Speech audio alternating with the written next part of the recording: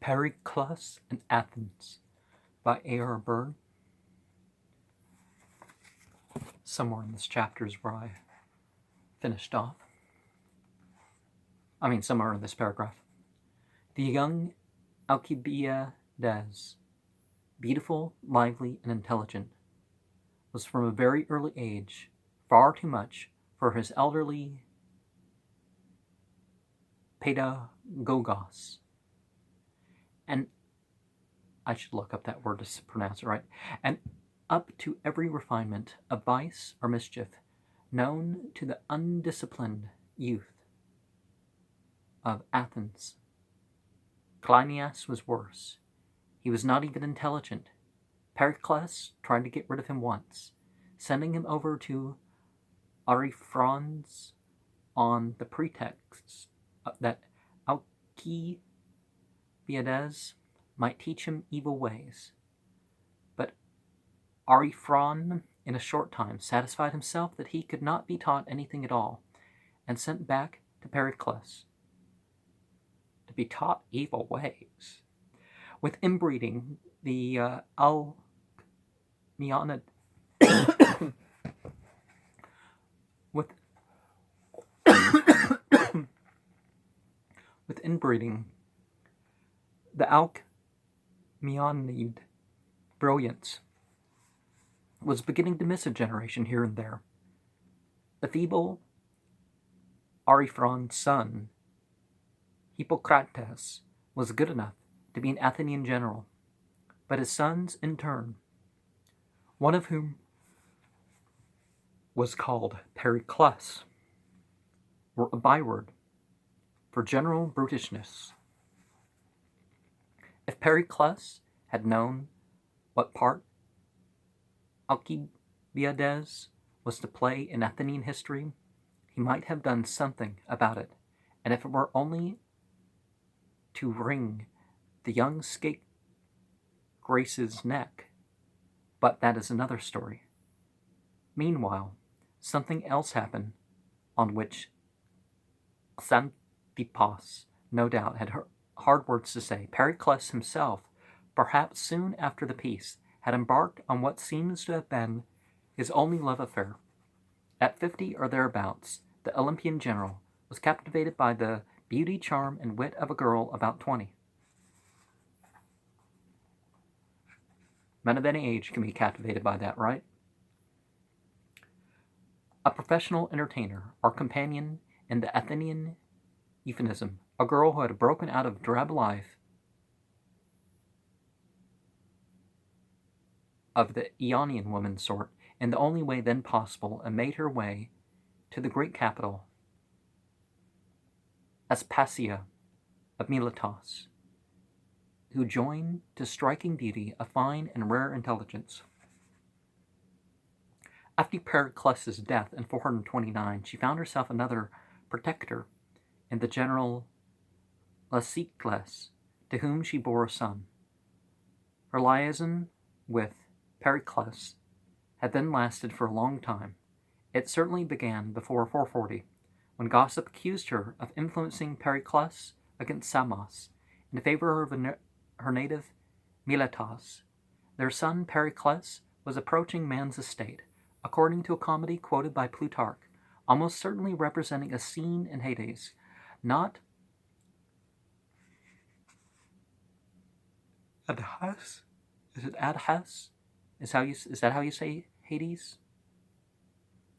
Long after Pericles' death, Aspasia's birth must then be placed sometime in the middle 60s. Poor Aspasia was a perfect godsend to the comic poets.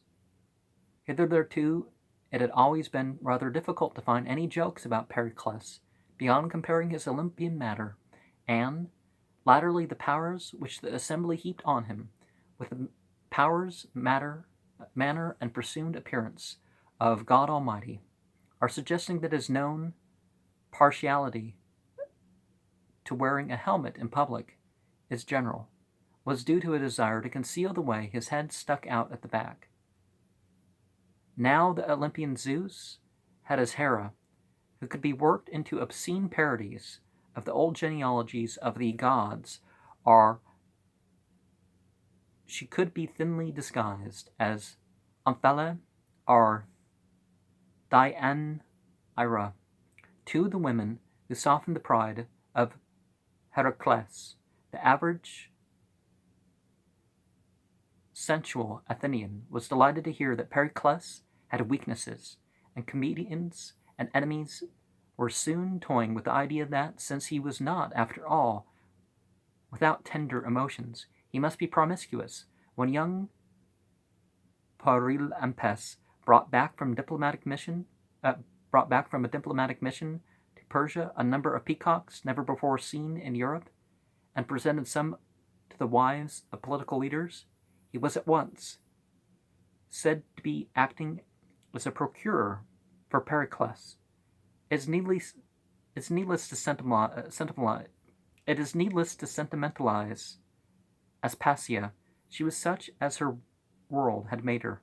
In the days of prosperity, she is said to have kept a household of other girl companions, such as she herself had chosen to be, as a commercial proposition.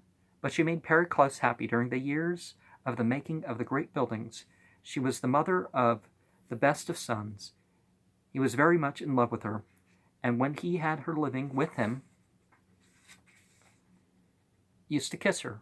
People noticed with avidity on entering the house or on leaving to go to his office, and the other thing is remembered about her is she could hold her own in conversation with intelligent men, and that Socrates was Socrates? I got to learn how to say Socrates in Greek too. One of those who enjoyed talking to her. Now, sometimes a hoe does become a housewife. And, just a product of her time and situation. People are responsible for their situations. So let's not play this game. But one thing that should be noted in regards to all this is the simple fact of it's like who was the Beatle on that talk show? Guitarist. Well, anyways, he was talking about basically, like tabloid reporters. And it's one thing when you're responding to groups. I respond to cults and movements and of all sorts. But am I denying the good? No, I'm reporting on the good. I'm reporting on the good and truth of whatever group I come across. If I differ in some regards, or if evidence differs in some regards, I'm going to say that. If there's something wrong, I'm going to say that. But it's not like I'm digging things up for a sensational story that, such and such guru back 300 years ago used to, or such and such. Now, if I was at the shrine of a saint and wanted to do an expose and say, okay, such and such saint is actually, church records have from, is it 180 years? How old is the difference? Turns out there were confessions at the end of his life that said he was a serial killer or something. Oh yeah, I'm definitely going to do a story like that if I'm, someone who discovers something like that. But, the people who sift about garbage cans trying to find, a note of wickedness, it's like, I know that some of this stuff makes a lot of money, but get a real life. With Aspasia at his side, Pericles entered the final period, the great building period of his career. His public position was unique. He was elected general 15 years in succession, and it is likely, though not, as one would imagine from some modern writers, correctly attested that the actual mode of election was altered because of him. Hitherto, one general had been elected from each tribe, a survivor from the days which the generals led the regiments under the elected warlord. Later, all the generals were elected from the whole citizenship body indiscriminately, and it is likely that a first step in this direction was taken in Pericles' time, 9 generals being elected from different tribes, and one from all the Athenians, irrespectively of what tribe might thus have two generals are what might have none. Perhaps also the general elected from all Athenians, like Pericles, held in law, as well as in fact, a special position as general-in-chief. In any case, the sovereign people had now, de facto, whether or not de jure, if not a recognized prime minister, at least a minister for defense, with an increasing voice in all matters concerning finance or foreign affairs. Among Pericles' better known colleagues were Phormyon, a daring admiral and a man of magnetic personality; Lamachus, a young swashbuckling fighting man; Hagnon, a modern conservative politician, and the only general who, under the supremacy of Pericles, makes an appearance with a policy of his own; and Nicias, a rich, pious owner of mining slaves, who, by devotion to business and by caution in the field, did his best to imitate Pericles after the great man was gone. Another notable colleague, for long afterwards he was chosen, like Hagnon, among the elder statesmen to whom Athens entrusted special powers after losing almost her whole fleet in Sicily, was Sophocles. Already his chief renown was that won by his poetry. The comedian Cratinas finds it worthwhile to slate up an archon who had dared not to select Sophocles' new plays among those of his year's dramatic festival, but like a good Athenian, he attended to the daily work of the city too. In 443 to 442 BCE, he was a treasurer of the League, and his name, carved by a contemporary hand, survives on the tribute list for the year. It is not without irony that such a man should, in his business hours, have been supervising the collection of tribute from an unwilling empire, for the temples of Athens should have gone from the treasury office to the work on his famous drama of a girl's individual conscience in revolt against the total claims of the state, and directly after the triumph of his Antigone, spring of 441, should have been elected general, in which office it fell to him to sail with Pericles to suppress the last revolt in Pericles' lifetime by a member of the League.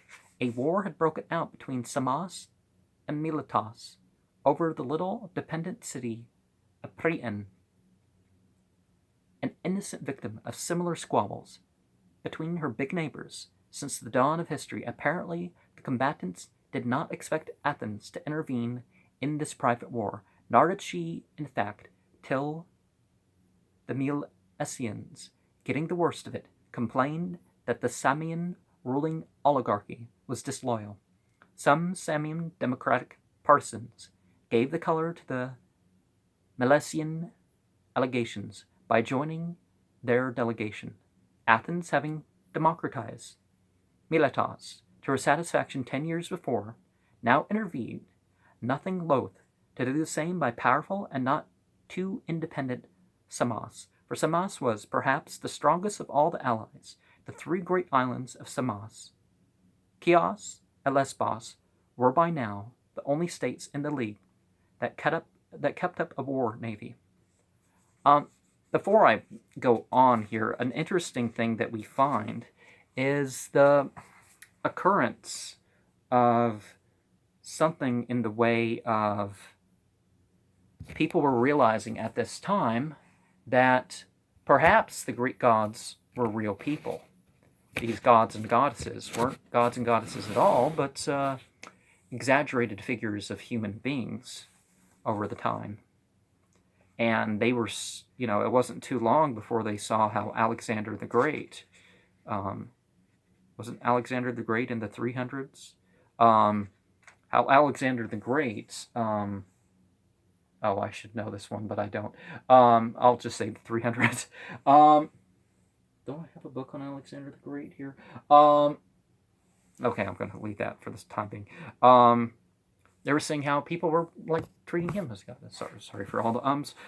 40 ships from Athens descended upon Samos, carrying a commission which imposed a democratic constitution, took 100 hostages and dumped them on Lemnos, an island seized for Athens long since by Miltiades, and returned home, leaving a small garrison to support the inspectors who would see the new constitution properly started. But they had underestimated Samian pride and obstinacy. A few Samian aristocrats escaped in good time to the mainland, where they tried successfully to interest the Persian viceroy at Sardis and kept up underground communications with their friends at home. Collecting some 700 mercenaries, they slipped across one night to the island, killed or arrested their opponents, and captured the Athenian garrison and commissioners. A raid on Lemnos liberated the hostages. The Athenian prisoners were handed over to the Persians, and having made all secure at home, the Samians had assurance to embark their main forces again to take revenge on Miletus. That they should have dared to do this is surprising, but probably they calculated that Athens, thus shocked out of profound peace, would take time to mobilize 60 ships, in fact were provided, to be the number which Athens could send to sea at short notice. And the Samians, who for their part could raise 70, felt that this gave them time. They had miscalculated in their turn. Having arrived before Miletus, they were overtaken by the startling news, probably by fire signals, that an Athenian fleet was already crossing the Aegean. Athens,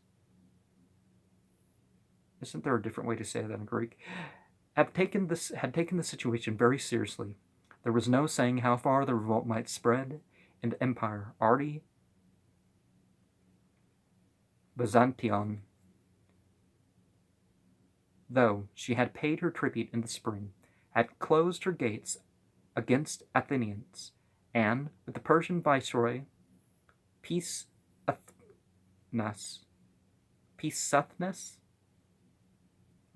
backing the insurgents, there was reason to fear that Persia might intervene in force. Meanwhile, however, the Athenian sailors were not afraid of superior numbers. There was need for swift action. All the 10 generals were ordered to sea. Among the rest, Pericles, Sophocles, old Andokidas, and young Glaucon, the brother-in-law of Pericles. Glaucon wasn't one of those ones in the story of Socrates? And Andokidas, his sons. Pericles sailed with the first 60 ships that were ready, even those he had to send off detachments under his colleagues, some to scout for possible Phoenician squadrons advancing along the south coast of Asia Minor, and others to show the flag at Chios and Mytilene, and see that Chion and Lesbian contingents came in on the right side. Off Tragia, the modern Donkey Island, south of Samos, with 44 ships, Pericles intercepted the enemy's 70 coming back from Miletus and attacked them at once. The odds were not so heavy as might appear, for 20 of the Samian ships were being used as transports and could not move quickly, a liability rather than an asset to the 50 that were in fighting trim. Pericles claimed a victory, in that the enemy broke off the action and fled into their harbor, the modern Degani on the south coast, but he had not succeeded in cutting them off from home. All that he could do was himself to occupy a post on the island of Samos, thereby pinning down the enemy's main force. However, his prompt action had stopped any further revolts, and presently the strain was eased. The scouts came back, reporting no Phoenician fleet sighted, though 5 Samian ships slipped out meanwhile, and sailed for terror to look for them. Chios and the cities of Lesbos, old enemies of Samos, sent contingents, though only 25 ships in all, which does not suggest enthusiasm, and 40 more ships arrived from Athens. Pericles was now able to form the siege in earnest. He planted 3 forts round the roughly triangular city of Samos and held it under blockade. This was not at the end of the story. Presently, there was another alarm of Phoenician ships approaching. Pericles took 60 ships and went to look for them, and during his absence, the Samian general Melissos, a noted philosopher, he anticipated Democritus' version of the atomic theory, surprised and defeated the remaining 65 ships, and enjoyed a fortnight's command of the sea in which to reprovision the city. But the Phoenician ships again proved a false alarm. Pisathinus had eventually failed to get his government to move. Sparta also, though Samian emissaries apparently got through to implore her intervention, refused to break the peace. The Corinthians, who had a small empire of their own, later took credit at Athens for asserting the principle of non-intervention in other people's imperial affairs.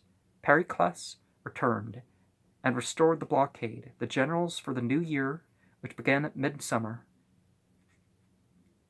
is it like July 21st or 22nd or 20th or something like that? The Roman, or do they actually mean midsummer, give or take around August 7th? Or do they mean midsummer's night in terms of the old summer, as in June 21st, thereabouts? Because summer used to be the term for the bright quarter. So 3 possible date periods, I guess, including Hagnon and Phormion, brought 60 more ships from Athens. 3 more came from Chios and Lesbos. Over 200 ships, over 40,000 men now lay before Samos. Pericles introduced regular release for the troops manning the lines, and a system of drawing for special leave, which had the attraction of a sporting event, and after a 9-month siege and the failure of a last despairing sortie by sea, Samos surrendered on the now usual terms. Her walls were to be breached, her ships surrendered, and she was to pay by installments the cost of the campaign. Apparently, from the accounts preserved to us, the formidable total of 1,276 talents. Remember, a talent is like, I don't know, like 50 kilograms of like silver, gold, whatever. The siege of Byzantium, which surrendered shortly after, had cost 128 talents. Well, obviously it takes a lot more time. During the peace that followed, Athenian sea power was not idle.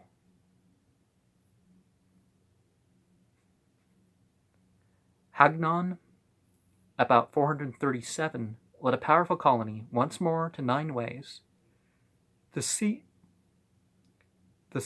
of Leagros' disaster 28 years before. All went well this time, and the coveted strategic and commercial position was held. Hagnon anointed it Amphipolis, the city surrounded, that is, by a wide loop of the river Stramon. Most of the colonists were non-Athenians. Here, as at Thuria, Athens was organizing a new free and self-governing city for any good Greeks. In the same decades, Pericles himself led an imposing and finely appointed naval squadron to the Black Sea coast. Athens, vital source for supplies of corn, for neither Egypt nor the West could now be relied on. The Black Sea was important for the other commodities, such as hides, dried fish, high-grade iron from the Kalabes in Armenia,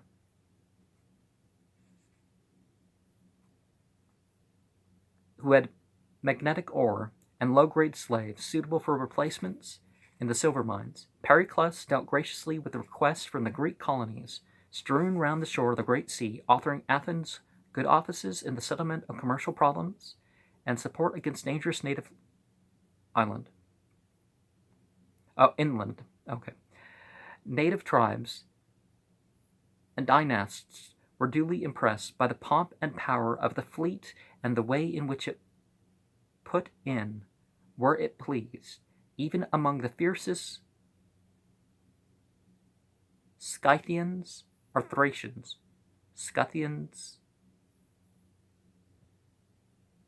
Thracians, fearing no man. At the important colony,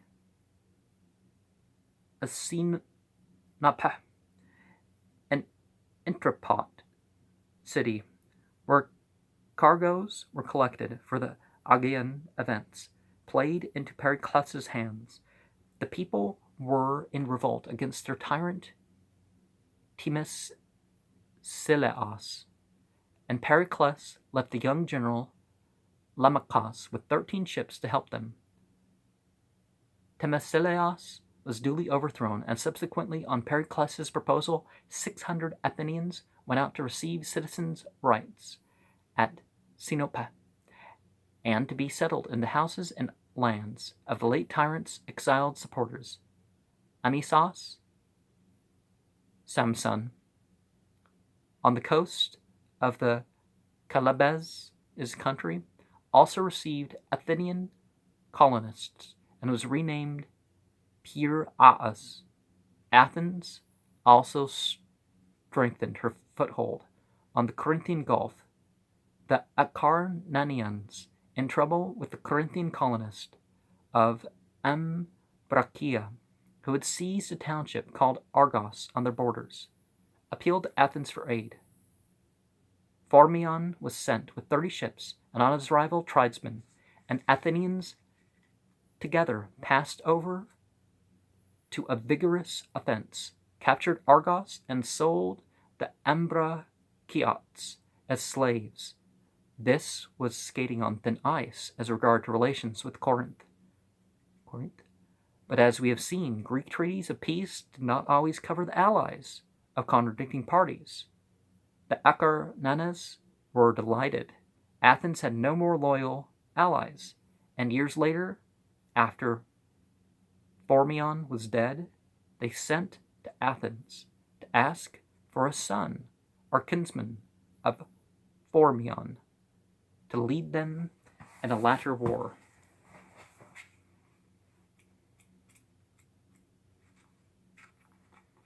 So the next program's probably going to be 2 videos too.